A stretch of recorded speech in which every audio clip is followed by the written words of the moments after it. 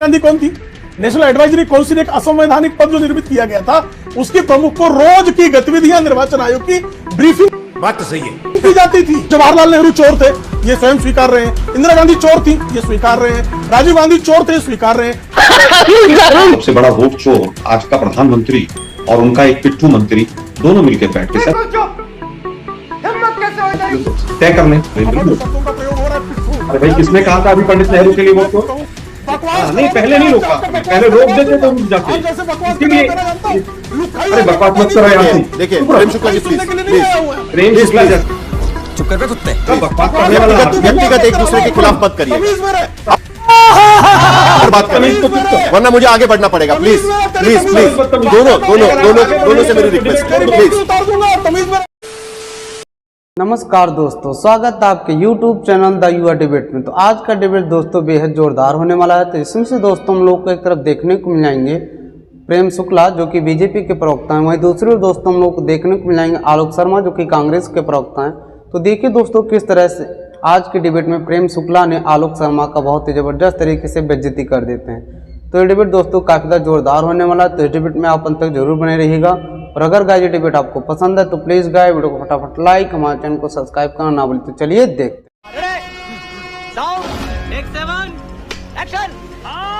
करना चाहूंगा आलोक शर्मा, लंबी फहरिस्त है विपक्ष के तरफ से चुनाव आयोग के जरिए सरकार पर निशाना साधने की। आप कह रहे हैं कि वोट चोरी हो रही है एसआईआर के जरिए, आप कह रहे हैं कि बोगस वोटिंग हो रही है, आप कह रहे हैं कि काउंटिंग के भीतर भी गड़बड़ी हो रही है और ईवीएम का आरोप भी आपका पहले से है ही। इसके बावजूद क्या आपको लगता है कि चुनाव का सामना कांग्रेस पार्टी की तरफ से और साथ साथ विपक्ष की तरफ से भी किया जाए? इलेक्शन कमीशन ही बीजेपी है, बीजेपी ही इलेक्शन कमीशन है। ये मुद्दा केवल वोट चोरी तक का नहीं है, पूरे लोकतंत्र को चोरी करने का है, सरकारों को चोरी करने का है। घुसपैठियों के नाम से शुरू हुए थे और सरकार बनाने पे इलेक्शन कमीशन ने अपना काम बंद कर दिया। और ये पूरा प्रूव होता है कि बीजेपी इलेक्शन कमीशन को बचाती है। अपने पिट्ठू अधिकारियों को जो गृह मंत्रालय में और तमाम जगह पर बिना रीढ़ की हड्डी के जो अधिकारी होते हैं उनको लेकर आते हैं। और ये हम नहीं कह रहे, वहां की जो इंटरनल चर्चाएं होती हैं उनको भी ओवर रूल कर दिया जाता है। सिद्धू साहब का जो वहां इलेक्शन कमिश्नर है उनका नोट देखा होगा। हम तो सोच रहे थे कि व्हाट्सएप पे यूनिवर्सिटियां ही चल रही हैं आजकल ज्ञान की, इलेक्शन कमीशन भी व्हाट्सएप पे चल रहा है। इंडियन एक्सप्रेस की पूरी खबर पूरे देश ने पढ़ी, आपने भी पढ़ी होगी। सिलेक्शन बीजेपी करेगी, फिर उसके बाद सीसीटीवी फुटेज इलेक्शन कमीशन नहीं देगा।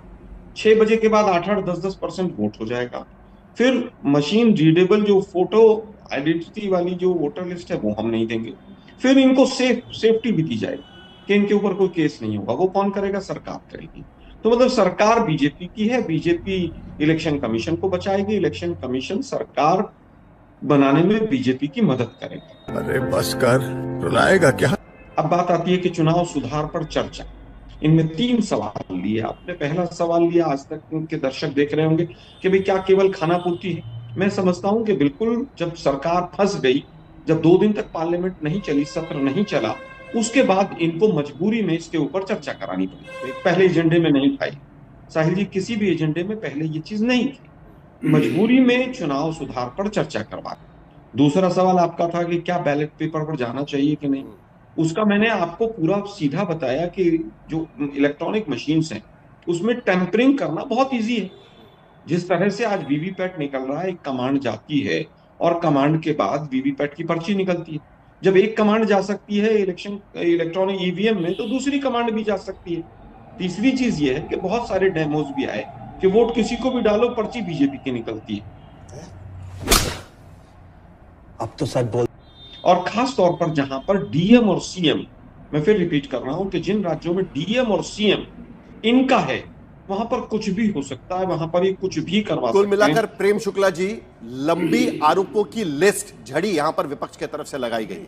अगर मैं उसे संक्षेप में आपके सामने रखने की कोशिश करूं तो पहला आरोप है कि वोट काटे जा रहे हैं एसआईआर की प्रक्रिया के जरिए। दूसरा आरोप है कि विपक्ष के शिकायतों की अनदेखी चुनाव आयोग करता है और भारतीय जनता पार्टी उसमें शामिल है।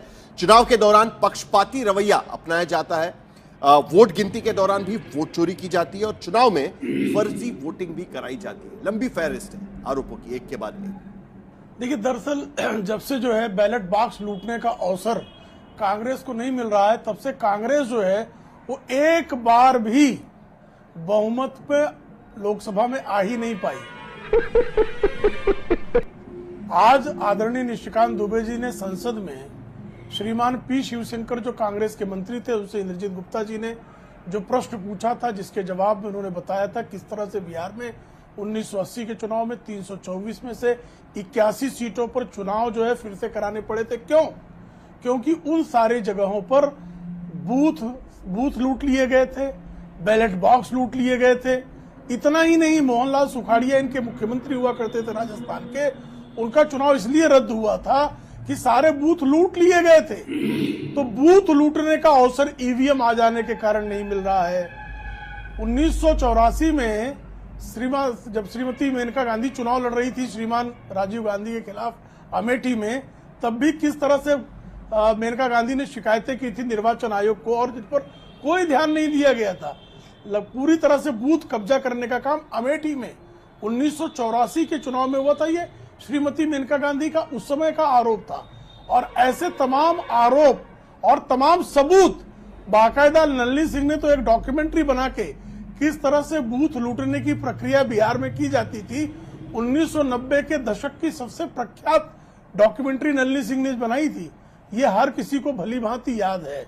जहां तक निर्वाचन आयुक्त नियुक्त करने की बात है, नवीन चावला के बारे में तो उनके सहयोगी निर्वाचन आयुक्त ने बाकायदा शिकायत की थी कि किस तरह से निर्वाचन आयोग की सारी गतिविधियां जिनका कोई लेन देन नहीं था। श्रीमती सोनिया गांधी कौन थी? नेशनल एडवाइजरी काउंसिल एक असंवैधानिक पद जो निर्मित किया गया था, उसकी प्रमुख को रोज की गतिविधियां निर्वाचन आयोग की ब्रीफिंग की जाती थी। ये तो धोती खोल रहा, ये कौन नहीं जानता इस गतिविधि को। और इतना ही नहीं, अभी श्रीमान मनीष तिवारी जो हैं संसद में खड़े होकर कह रहे थे कि ये जो एसआईआर की प्रक्रिया है संवैधानिक है, वो सर्वोच्च न्यायालय से बड़े हैं क्या? सर्वोच्च न्यायालय ने एसआईआर की प्रक्रिया के खिलाफ दायर याचिकाओं में बाकायदा यह कहा है कि एसआईआर की प्रक्रिया पूरी तरह से कानूनी और पूरी तरह से संवैधानिक है। आज श्रीमान निशिकांत दुबे ने लोकसभा में इसका उदाहरण भी दिया कि किस तरह से संसद की सिलेक्ट कमेटीज ने बाकायदा, जिसमें एचआर गोखले लॉ मिनिस्टर थे, उन्होंने बाकायदा यह जो है कहा था कि एसआईआर होना चाहिए संसद की। कांग्रेस के सरकार के जमाने में जो संसदीय सिलेक्ट कमेटियां बनी थी, उस सिलेक्ट कमेटियों की तरफ से रिकमेंडेशन किया गया था कि एसआईआर होना चाहिए। अब एसआईआर हो रहा है, ये कह रहे हैं कि वोट काट देते हैं। सुप्रीम कोर्ट बार बार कह रहा है बिहार के मामले में कि भाई एसआईआर की प्रक्रिया को कंप्लीट हुए महीनों बीत गए, एक जो वैध वोटर रहा हो और जिसका नाम काट दिया गया लाके दे दीजिए। आज तक कांग्रेस वाले ले जाके नहीं दे पाए, न जिन लोगों ने अन्य जो कांग्रेस के जो बगल बच्चा साथी हैं एनजीओ वाले, वो भी आज तक नहीं ले जाके दे पाए। क्यों नहीं दे पाए भाई? ये बड़ी अच्छी बात कही है। आज राहुल गांधी आरोप लगाने की कोशिश कर रहे हैं कि जब वो वहां पर बैठते हैं तब सामने सरकार की तरफ से दो लोग होते हैं, प्रधानमंत्री और अमित शाह या मंत्री जो होंगे, और यहां पर नेता विपक्ष होते हैं। उन्हें बोलने का मौका नहीं मिलता, उनकी बात की कोई तवज्जो ही नहीं रहती इस पूरे मामले में। क्यों ना इसमें सीईसी लाया जाए, क्यों ना इस पे सीजेआई की नियुक्ति की जाए, जिस तरीके से सुप्रीम कोर्ट ने कहा था। कहीं ना कहीं मैसेज के लिए अच्छा होगा लोगों के सामने कि भाई निष्पक्ष तरीके से चीफ इलेक्शन कमिश्नर की नियुक्ति की जा रही है। साहिल जी, इसका मतलब यह है कि सुकुमार सेन से लेकर कांग्रेस के 2014 के कार्यकाल तक जितने निर्वाचन आयुक्त नियुक्त किए गए, मुख्य निर्वाचन आयुक्त नियुक्त किए गए, वो सारे चोर और बेईमान थे, और बेईमानी के कारण किए गए, क्योंकि तब तो नियुक्तियां सरकार ही कर रही थी। ये तो आदरणीय नरेंद्र मोदी जी के कार्यकाल में पहली बार हुआ है जब निर्वाचन आयुक्त की नियुक्ति के लिए बनी समिति में अपोजिशन लीडर को स्थान दिया गया है। इसके पहले तो अपोजिशन लीडर को स्थान ही नहीं दिया गया था। तो जवाहरलाल नेहरू चोर थे, ये स्वयं स्वीकार रहे हैं। इंदिरा गांधी चोर थी, ये स्वीकार रहे हैं। राजीव गांधी चोर थे, स्वीकार रहे हैं। श्रीमती सोनिया गांधी कार्यकाल में चोरी का कार्यकाल था, ये स्वीकार रहे हैं। गजब की बात है भाई। आज तो अपोजिशन लीडर को उस समिति में सदस्यता प्रदान की गई, तो उनको आपत्ति है। भाई इसके पहले कौन नियुक्तियां करता था भाई? कि अगर आपको लगता है कि कुछ गलत हुआ है तो न्यायालय में जाइए, जिस तरीके से राजनारायण गए थे 1971 में और वहां से फैसला लेकर आए वो, जिसके बाद देश की राजनीति बदल गई। आज हालत ये है साहिल जोशी जी कि हिंदुस्तान के ज्यादातर हाई कोर्ट में एबीवीपी के लोग बैठा दिए गए। एक जज के यहाँ दिल्ली के अंदर कमरा भर के नोट मिले थे। क्या हुआ उसके ऊपर? जिस देश के अंदर चीफ जस्टिस ऑफ इंडिया को सरेआम वीएचपी का कार्यकर्ता विश्व हिंदू परिषद का, अशोक सिंघल का करीबी सरेआम कोर्ट के अंदर जूता मार रहा हो, किस तरह का न्याय हो रहा होगा पूरा देश देख रहा है। किस तरह की न्याय प्रक्रिया चल रही होंगी। आज भी तमाम टिप्पणियां आ रही हैं कि बुलडोजर से ही सारा न्याय हो रहा है, न्यायालय बंद कर देने चाहिए। ये आप समझिए बात को कि पूरे देश के लोकतंत्र को कब्जा लिया गया है। आप लोग भी सतर्क हो जाइए। एनडीटीवी कैसे बिका था पूरा देश तो आपको जानता। क्या चाहिए? आप कहते हैं कि आप अदालत पर आपका भरोसा नहीं है, आप कहते हैं कि चुनाव आयोग मैंने नहीं निष्पक्ष कहा कि नहीं है, अदालत पर भरोसा सारी नहीं। चीजें गलत तरीके से हो मैंने रही ये है, नहीं कहा। तो आखिरकार मैंने क्या नहीं कहा कि करें? अदालत पर भरोसा क्या नहीं। होना देखो चाहिए? साहिब, एक विपक्षी साहिब जी, पार्टी मैंने के नहीं रूप में कहा आपको अदालत क्या पर करना भरोसा चाहिए? नहीं। मुझे लगता है कि अगर विपक्ष के एक लीडर को बुला लें और बहुमत से फैसला होना हो, सबसे बड़ा वोट चोर आज का प्रधानमंत्री और उनका एक पिट्ठू मंत्री दोनों मिलकर बैठ के सब तय कर लें, तेरा तो गेम बजाना पड़ेगा। तो वोट चोर कौन हुआ? सबसे बड़ा वोट चोर हुआ नरेंद्र अभद्र मोदी। शब्दों का प्रयोग हो रहा है, पिट्ठू। अरे भाई, किसने कहा था अभी पंडित नेहरू के लिए वोट चोर? चलिए, कोई भी अपने नेता के बारे में शब्दों का इस्तेमाल ना करे। ना आप प्रेम शुक्ला जी किसी को चोर कहे, ना वो पिट्ठू कहे। चोर कहना राहुल गांधी एक डिग्निटी रखते समझ आ हैं। गई देखिए, बात। ये डिबेट किसी और बात पर साहिल चल जी को रही भी समझ आ है। गई। एक दूसरे पर मत करिए प्लीज। नहीं, प्रेम शुक्ला जी प्रेम शुक्ला प्लीज। बकवास कर रहे थे जब साहिल जी ने नहीं रोका उसको। मैं दोनों को वापस कह रहा आता हूं, हूं मैं मुद्दे दोनों पर। को कह रहा हूं इस बात। बकवास नहीं, पहले नहीं रोका आपने, पहले रोक देते तो रुक जाते। आप जैसे बकवास इसीलिए करना जानता हूं। लुक्खाई अरे और बकवास मत बकवास करो यार नहीं तुम। है। देखिए, चुप रहो। प्रेम शुक्ला जी प्लीज सुनने के लिए नहीं आया प्लीज हुआ है। प्रेम प्लीज, शुक्ला प्लीज, जैसा प्लीज। बकवास करने वाला आदमी व्यक्तिगत एक दूसरे के खिलाफ मत करिए तमीज में रहे। और बात करें, वरना मुझे आगे बढ़ना पड़ेगा। प्लीज प्लीज प्लीज, दोनों से मेरी रिक्वेस्ट है, तेरी प्लीज। बत्ती उतार दूंगा, तमीज में रहना।